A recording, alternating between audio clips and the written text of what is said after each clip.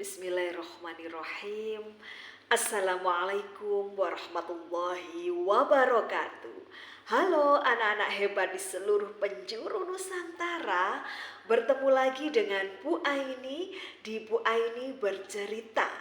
Dan mudah-mudahan anak-anakku hebat semuanya senantiasa sehat dan dalam lindungan Allah Subhanahu wa Ta'ala.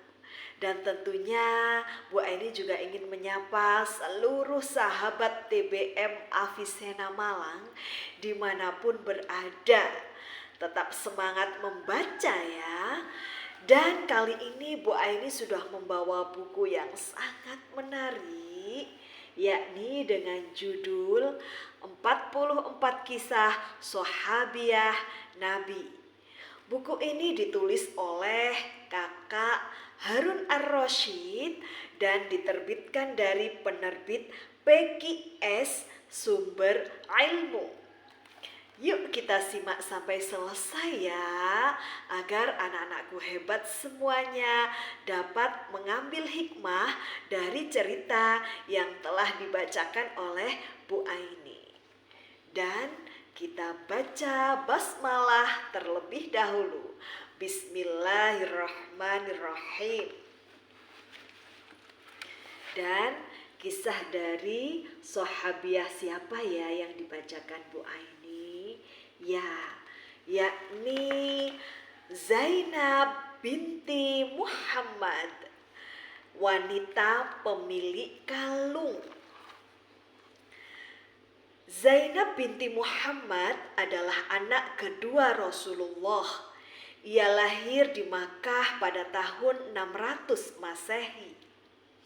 Ayahnya bernama Muhammad bin Abdullah dan ibunya bernama Khadijah binti Khuwailid.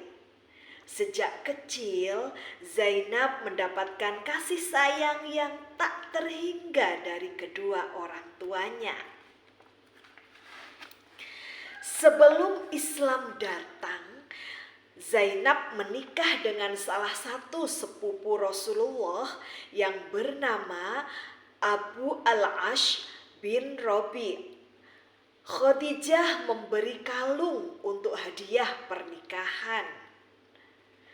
Dari pernikahan tersebut, keduanya mendapatkan 2 orang anak yang bernama Ali dan Umamah.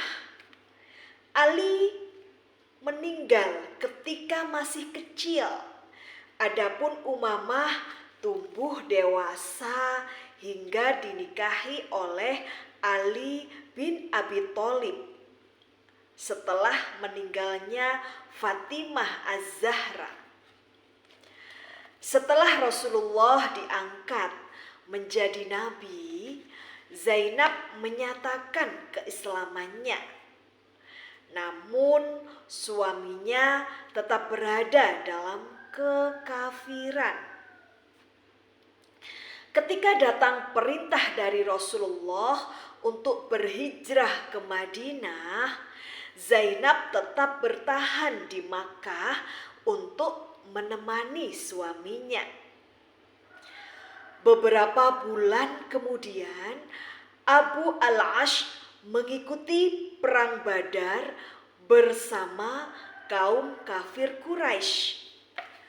Peperangan itu dimenangkan oleh kaum muslimin. Akhirnya beberapa orang dari kaum kafir Quraisy menjadi tawanan perang. Salah satu di antara mereka adalah Abu Al-Ash. Berita tentang Abu Al-Ash yang menjadi tawanan perang sampai kepada Zainab.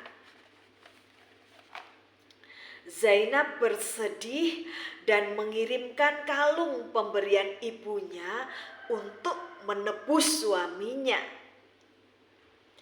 Kalung itu sampai kepada Rasulullah. Rasulullah bersedih karena mengetahui Zainab yang berkorban demi suaminya.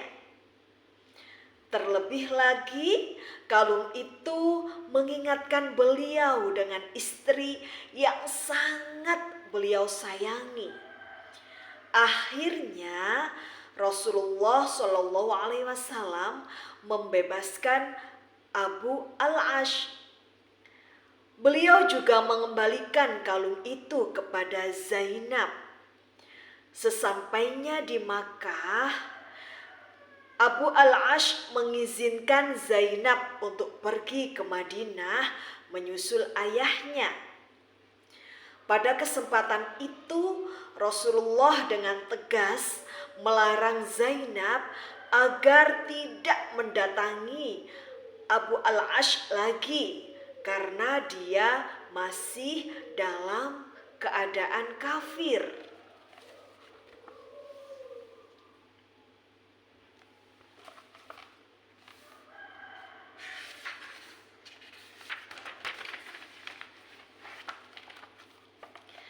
Menjelang peristiwa Fatu Makkah, Abu al-Ash keluar bersama rombongan dagangnya dengan membawa barang-barang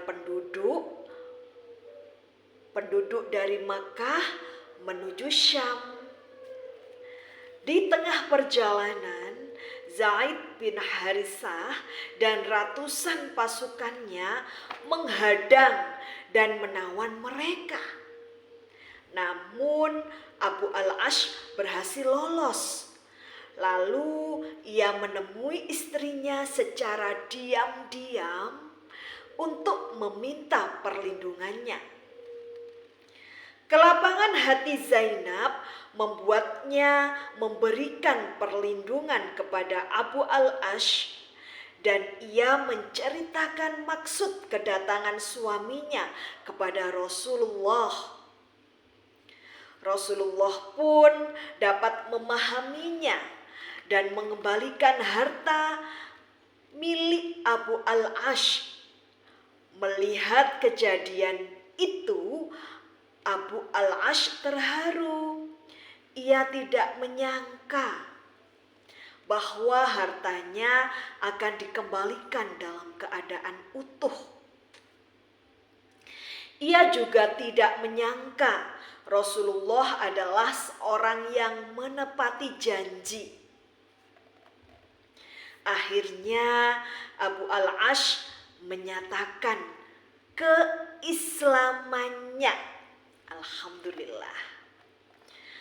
Penantian selama 6 tahun pun berakhir. Zainab menjalin rumah tangga kembali dengan suaminya. Akan tetapi Allah telah menentukan takdir Zainab. Tidak lama setelah pertemuan itu, Zainab wafat pada tahun 8 Hijriah. Nah, anak-anakku hebat semuanya. Dari kisah Zainab binti Muhammad, wanita pemilik kalung yang sudah dibacakan oleh Bu Aini tadi, kita bisa mengambil hikmah dari kisah Zainab tersebut. Di antaranya yakni kita dianjurkan membantu siapapun tanpa melihat latar belakangnya. Itu yang pertama. Kemudian yang kedua, kebaikan akan selalu mendatangkan hidayah bagi orang lain.